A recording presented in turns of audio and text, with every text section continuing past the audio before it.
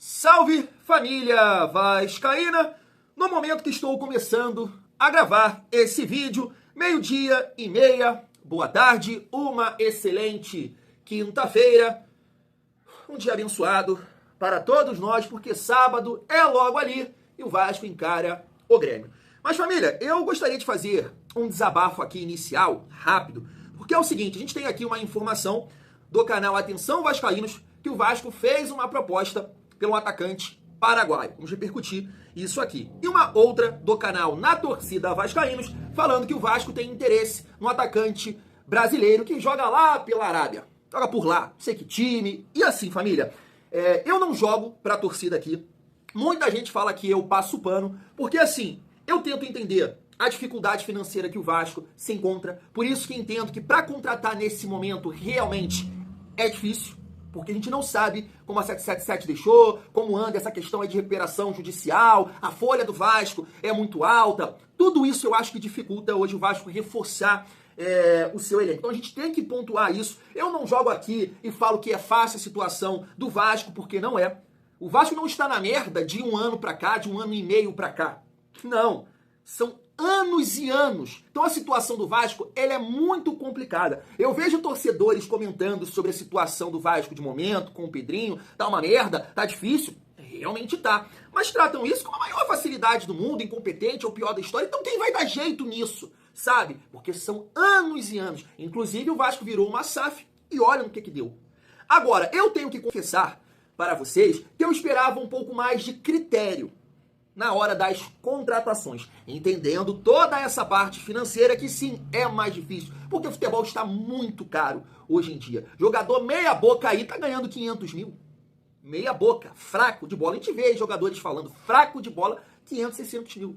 Então não tá nada fácil. Mas, poxa, eu lembro que um tempo atrás a gente comentava, né? Poxa, o Pedrinho poderia trabalhar no Vasco, Felipe, porque são caras que entendem de bola e vão ter mais critério, vão auxiliar, né, nas contratações e tudo mais. E, sinceramente, um dos nomes que a gente vai comentar aqui, gente do céu, eu que não sou scout, eu que não tenho as ferramentas, sei que esse cara é ruim. Ele é ruim. Então, assim, já que o Felipe não vai ser demitido, irmão, levanta a bunda da cadeira e vai trabalhar. Não é só ficar andando por Quito com camiseta. Não, tem que trabalhar.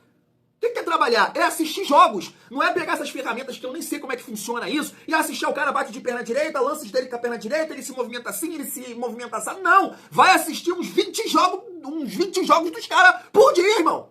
Assiste ele na essência, ali no ao vivo, vendo tudo do cara. Porque esse é ruim. E aí pega o Jean Davi, Maxime, Lloyd, entre outros jogadores que parece que vocês não estão tendo critério nenhum para contratar, mesmo com toda a dificuldade financeira que o Vasco se encontra. Eu entendo que é difícil, mas tem que trabalhar, vocês têm que assistir os caras jogar. Não confia nessas ferramentas, nessas estatísticas, nos scouts do Vasco não, pelo amor de Deus, que a gente tá vendo a merda que tá dando. O nome que está sendo cogitado aqui, não sei se é verdade, mas se for, é um absurdo. Vocês entendem de bola, vocês entendem. Eu nem conseguiram falar. Vocês entendem de bola. Então, pelo amor de Deus. Esse nome aqui não existe. Não existe esse brasileiro aqui. Pelo amor de Deus. Tá? Depois desse desabafo inicial, família, tem algumas coisas pra gente trocar uma ideia nesse vídeo. Eu quero repercutir com vocês aqui o desabafo do Farid, que, né, jornalista, gremista, é o nosso próximo adversário no Campeonato Brasileiro. Bem interessante pra gente trocar uma ideia, até porque, segundo o canal Atenção Vascaínos, o Vasco, Diniz, né, claro, pode promover mudanças para essa partida. Além disso, claro, falar um pouco sobre mercado da bola e citando essa questão financeira, né? Eu tava vendo a galera da TNT Sports comentar sobre isso. Como é que pode um time que gastou 300 milhões é isso.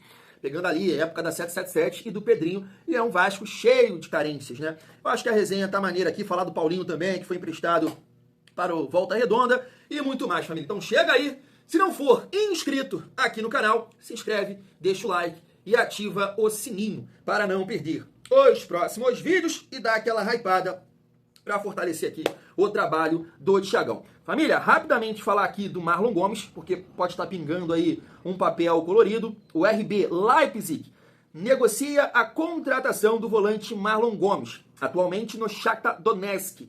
A primeira proposta foi recusada pelo clube ucraniano o clube alemão deve enviar uma nova oferta em breve. Fabrizio Romano. Então é isso, né? Recentemente a gente destacou aqui também o Egnaldo, né? Que o Torino da Itália teria interesse. Então são dois jogadores que podem acabar ajudando o Vasco aí, colocando um faz-me rir no nosso bolso, família. Marlon Gomes, né? Que é muito bom jogador, infelizmente no Vasco, né? O time...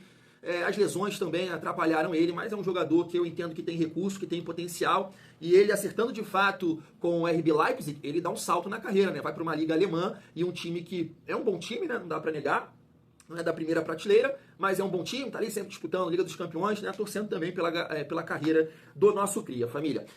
Paulinho, tá aí, informação do Vene Casagrande. O Vasco emprestou o lateral direito Paulinho, 20 anos, ao Volta Redonda, com contrato até o fim da Série B e sem opção de compra. Destaque da categoria de base do Vasco, Paulinho jogou os 2 primeiros jogos do Carioca e depois foi para a seleção sub-20, campeã sul-americana. Tá aí, é o Lincoln que não acertou, né? Porque o Volta Redonda me parece que queria os dois. Mas eu até comentei isso aqui com vocês, né? E se eu tivesse na situação do Paulinho, porque eu não lembro a fonte, mas estava nas mãos dele, né, a decisão de jogar no Volta Redonda. Eu também optaria por jogar no Volta Redonda, já que dificilmente eu vou ter oportunidade no profissional do Vasco, tem ali, né, os campeonatos da categoria, mas uma Série B eu acho que pode, né, agregar, acrescentar na carreira dele e adquirir mais experiência. Então, assim, é um motivo aí pra gente acompanhar o Volta Redonda. Espero que o Paulinho, né, possa jogar, possa ser titular e ajudar o Volta Redonda e retornar para o Vasco com mais bagagem, né, a família. Entrando aqui no assunto Campeonato Brasileiro, já que o Vasco tem um compromisso contra o Grêmio, né, Grêmio esse que tem 16 pontos e o Vasco tem 13 pontos. Então uma vitória muito importante para o Vasco empatar em número de pontos contra o Grêmio. Vale pontuar aqui, né, família, os jogos de ontem. Palmeiras e Mirassol 1-1. Isso aqui é uma resenha que a gente vai ter, tá? Pegando tudo aí, Grêmio, nosso próximo adversário. 1-1, o Corinthians conseguiu ganhar do Ceará, cheio de desfalques, o Corinthians conseguiu ganhar. Isso aqui chama atenção, né, família? Tô dizendo, não o próximo jogo que eu vou citar aqui, mas os times, cara, eles com desfalque e tudo mais, conseguem aprontar alguma coisa. O Vasco tem uma dificuldade de segurar até empate, né, cara? O Vasco perde. Santos, 1-0 contra Flamengo. Isso aqui que eu tô falando, vitória. Conseguiu empatar contra o Botafogo, 0-0. Bragantino 2-2 contra o São Paulo e hoje tem ali Flu-C contra Cruzeiro. Dessa forma, né, o Santos acabou ultrapassando o Vasco, chegou a 14 pontos, o São Paulo empatou com o Vasco, 13 pontos, e o Vitória, que empatou 0-0 contra o Botafogo, tá a 1 ponto do Vasco. 12, o Vasco, 13, família vascaína. E assim, cara, eu tô construindo aqui uma teoria, vendo esses times, né, os resultados, e eu passo a entender que o Vasco tem, sim, a pior dupla de zaga do campeonato brasileiro, tirando ali a do Sport. Por que eu tô falando isso? Claro que a dificuldade física, claro que o cansaço que o Vasco tem, na essência, isso contribui, isso ajuda demais, porque a zaga do Vasco ela fica exposta.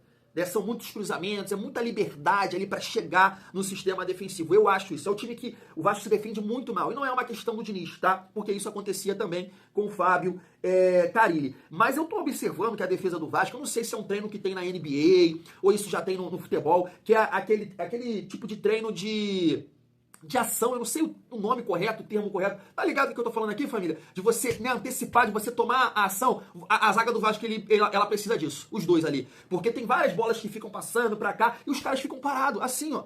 Como é que eles ficam? Esperando a coisa acontecer. Não, você tem que tomar atitude, irmão. Vem pra bola. Vem atacar a bola, faça alguma coisa, porque parado não dá pra ficar. E tu vê diversos lances da defesa do Vasco, assim. Primeiro gol, foi o primeiro gol? Foi o primeiro gol, eu acho. Léo Jardim faz uma grande defesa, tá lá o Freitas assim, ó. Assim ele fica, ó. Pelo amor de Deus, vai atacar a bola, meu irmão. Então é um treino, como é que fala isso, cara? É um treino de ação, umas paradas que tem na NBA, tem, jogador fala lá, pá. Tem que ter isso aí no Vasco, cara, pelo amor de Deus, sabe? E aí, família vascaína, você vê um Vitória aqui, eu sei, é 2 derrotas a menos, mas consegue esse tipo de resultado ali, sofrendo, segura, o Vasco não consegue.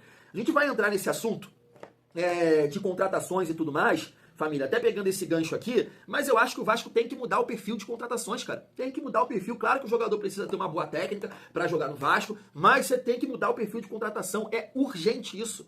Jogadores com mais saúde. O Vasco precisa ter mais vitalidade. Porque um time na nossa situação de pressão, de, poxa, muito tempo sem conquistar, é difícil que esses jogadores, né, tem uma personalidade necessária para jogar com a bola, para ser, né, o time que domina os jogos. É difícil você ter essa personalidade pelo histórico, pelos vexames recentes. Então, assim, esse time do Vasco, as próximas contratações, e a gente vai chegar lá, cara, é um time que tem que ter imposição física, que tem que ter força. Não vai dar na técnica, mas pelo menos com essa imposição física você vai conseguir segurar alguns resultados, porque vai ser um time que vai correr, que vai lutar. E no Vasco hoje, eu não tô falando que os jogadores são isso ou são aquilo, que estão entregando, corpo mole, nada disso. É uma deficiência física que o Vasco tem.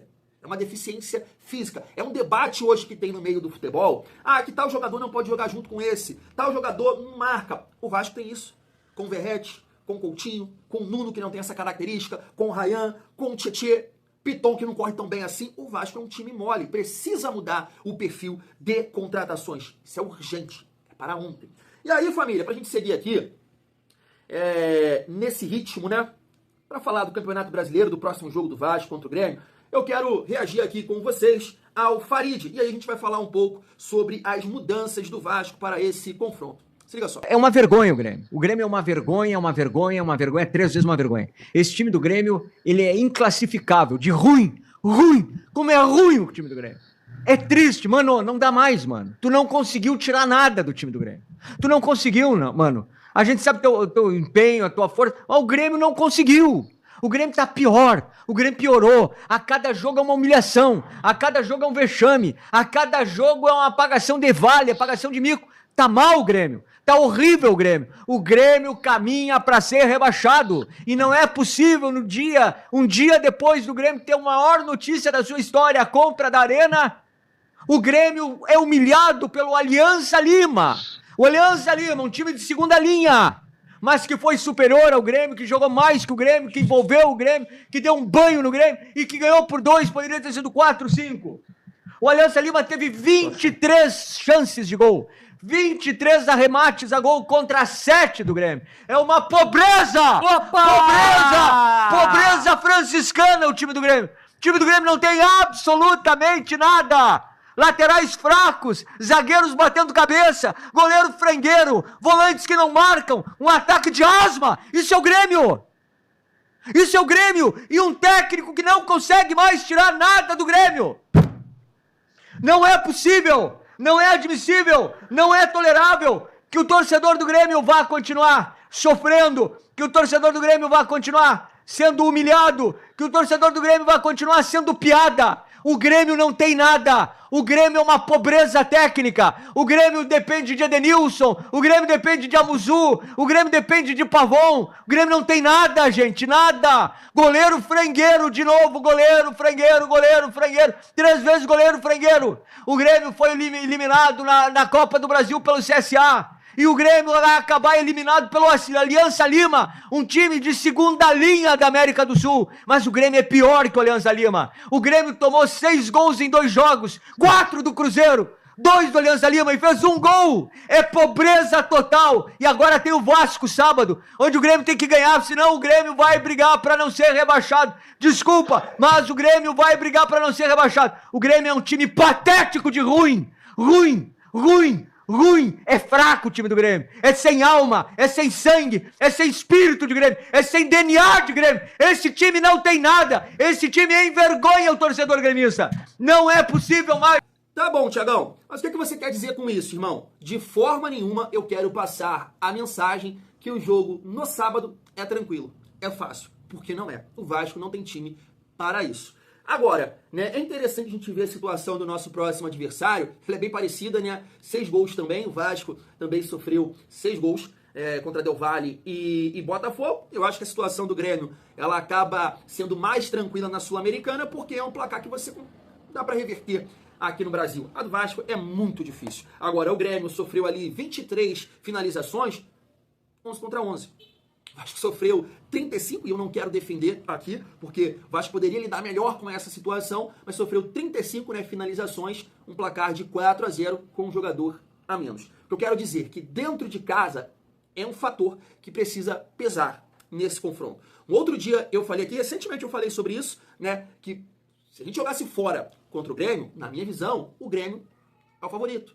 Agora, em São Januário, na nossa casa, no nosso Caldeirão, o Vasco tem obrigação de somar os 3 pontos, pelo momento que também o Grêmio está vivendo. Então, o fator casa precisa ser determinante nesse confronto, família vascaína. E aí, o canal Atenção Vascaínos trouxe essa seguinte informação. Tá aí, mudanças a caminho no Vasco. Fernando Diniz deve promover alterações no time titular para o jogo contra o Grêmio pelo Brasileirão. Hugo Moura, Lucas Piton e João Vitor devem perder espaço na equipe após as últimas atuações. Diniz, pressionado, busca dar resposta em campo e ajustar um time que vem acumulando falhas. Eu acho muito difícil isso acontecer, e não estou falando mal aqui do Chiliquento, tá? Isso aqui é uma apuração dele, uma informação, não estou falando mal. E pode de fato acontecer. Mas eu acho muito difícil pela maneira que o Diniz trabalha. Acho muito difícil isso acontecer. E pelas opções também, tá? Beleza, eu acho que ali no lugar do João Vitor deve entrar o Maurício Lemos. Eu não sei se ele vai promover a mudança do Freitas, também mudar a dupla de zaga. Até porque o Freitas foi muito mal nesses últimos jogos e o Luiz Gustavo estava bem, mas eu entendo que o Freitas tem mais a cara do Diniz, né, de saída de bola, de mais qualidade técnica, mas eu não acharia tão absurdo não, tá? Ele barrar o Freitas também colocar o Luiz Gustavo. Aqui então tem o Maurício Lemos. No lugar do Hugo Moura, eu entendo que é mais complicado, até porque o substituto do Hugo Moura está matando. Terrível, que é o seu Matheus Carvalho. Matheus Carvalho está fazendo uma temporada de assustar. Então, assim, difícil a mudança, porque qualquer outro nome ali muda um pouco a característica. Paulinho, que tá mal, muda a característica, ele não é um primeiro volante. Jair até pode jogar ali, já jogou com o Fernando Diniz assim, mas num cenário, né, que foi contra o Melgar, por exemplo, um time limitadíssimo. Tem o Sforza, né, também, que aí eu acho difícil, porque é um cara muito lento, muito mole, que não tem pegada, influencia naquela dinâmica de jogo que eu tanto falo aqui, né, com vocês, que é a fragilidade física. O Sforza contribui demais com isso, que ele é mole, ele é lento, apesar de ter uma boa técnica. Então é uma mudança difícil aqui em relação ao Hugo Moura, mas eu acho que ele vai acabar optando ou pelo Matheus Carvalho, pela condição física, ou pelo Jair, porque já trabalhou com ele assim como primeiro volante, família vascaína. E na lateral esquerda, eu espero a entrada do Leandrinho. Apesar de ter treinado pouco, né, com o Fernando Diniz, é um moleque, é um garoto que tem saúde, que tem vitalidade, que tem força. Ah, se ele optar pelo Vitor Luiz, a minha visão é trocar 6 por meia dúzia. Porque a lentidão que o Piton tem, a moleza que o Piton tem, né, o Vitor Luiz tem também. Né, já é um jogador de certa idade. Então, assim, as mudanças que eu espero aqui, família, o Maurício Lemos, Matheus Carvalho ou o Jair, qualquer outra mudança nesse sentido vai me surpreender, e o Leandrinho no lugar do Lucas Piton. E a gente espera, claro, o retorno aí do Felipe Coutinho nesse jogo contra o Grêmio. E aí, para finalizar o nosso vídeo, trocar uma ideia aqui sobre, né, essa questão aí de reforços. Eu tava vendo essa resenha aqui, família, da TNT Sports, né? O Vasco não pode gastar 300 milhões e ter esse time. E aí tem também, né, acho que foi a dinâmica do vídeo hoje do Fábio Azevedo, que o Vasco, na era Pedrinho, gastou 60 milhões, né, e só um jogador virou titular. Porque o Freitas acabou que o Vasco contratou, né, 0,800. Né? Só o Nuno hoje é titular. Então a gente pode citar o Lloyd, o Garré, o Maxime, o Jean Davi, mas você consegue entender. Não é que eu estou passando pano. Eu até falei isso com um amigo. Cara, independentemente do nome, poderia ser qualquer outro, tá? Não ser o Pedrinho. É difícil. É difícil, porque a 777 gastou 200 e poucos milhões e o Vasco tem as suas carências. Tem as suas carências. Então a gente não sabe a dificuldade financeira que o Vasco se encontra hoje, deixada pela 777 para reforçar o elenco. Tem muita gente que joga para a torcida dizendo que essa situação é fácil. E não é. E não é. Mas a gente precisa pontuar que sim, Thiago, eu esperava um pouco mais de critério nas contratações. Porque Jean Davi não existe. Maxime Domingues, para a função que ele veio fazer no Vasco, não existe. O Lloyd, pela parte mental, não existe. E o Garré, que Thiago, até acho que é um jogador que vai ajudar, mas o Diniz entende que ele está atrás do Teixeira e do GB. 2 jogadores que não são da função ali que estava pedindo, que é a ausência do Felipe Coutinho, ou, né, na substituição no jogo contra o Botafogo que o Teixeira entrou. Sabe? Então, assim, muita coisa errada aqui. O Vasco, de fato, só acertou no número.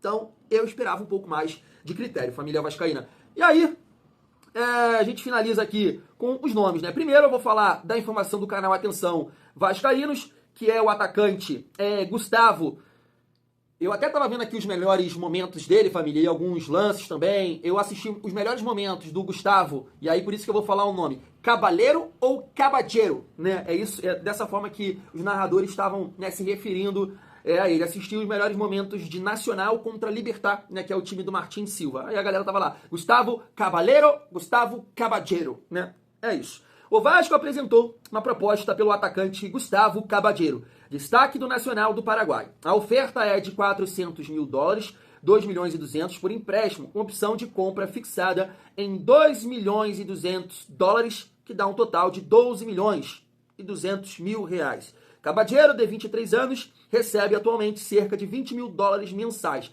aproximadamente 100 mil reais. Tá aí, jogador de 23 anos, é alto, né, para a função, 1,86 m, bem alto. Como eu disse, né, ponta esquerda, não falei isso não, mas tá aqui, né? Gustavo Rubem Cabageiro, ponta esquerda, Paraguai, 1,86 m. Tá aqui, ó, 22 jogos pelo Apertura, 9 gols e 1 assistência, né? Deve ter jogado ali a fase de playoffs na Libertadores, jogou 2 jogos e fez 1 gol, família. Titular absoluto do seu time.